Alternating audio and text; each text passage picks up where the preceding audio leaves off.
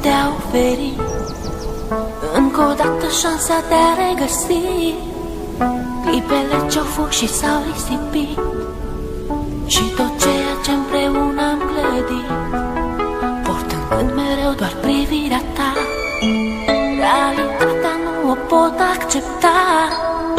Ieri erai cu mine, azi nu mai ești. Ce s-au scris cândva au fost doar povești. Tu spune-mi mereu, trăiește-ți clipa, viața însă n-a putut ierta. Tu ești sus acolo printre îngeri, mi-a rămas doar amintirea ta.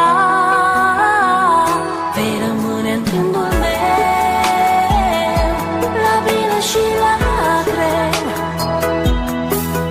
Iar tot ceea ce-am făcut împreună ne va lega mereu.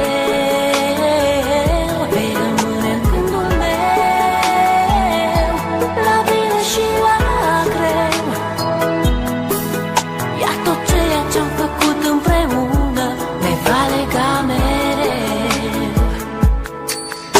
Astăzi cerul parcă e înorat, totul în jurul meu îmi pare schimbat. Uneori viața e de neînțeles, ea nu iartă, iar tu nu ai de ales.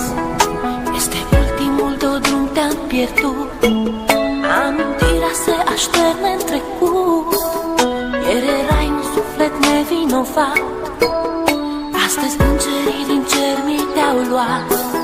Parcă ieri trăiam speranțe și vise, parcă ieri aveam tot ce ne-am dorit. Tu spuneai că viața merge înainte, mă întreb oare chiar s-a sfârșit. Vei rămâne în gândul meu, la bine și la greu. Iar tot ceea ce-am făcut împreună ne va lega mereu. Vei rămâne în gândul meu, la bine și la greu. Iar tot ceea ce-am făcut împreună ne va lega mereu. Știu că mă auzi.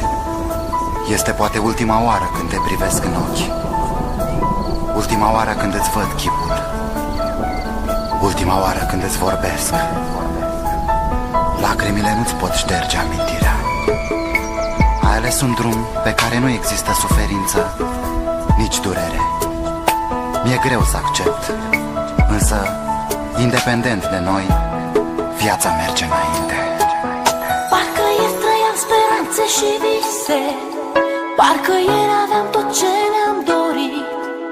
Tu spuneai că viața merge înainte, mă întreb oare chiar s-a sfârșit.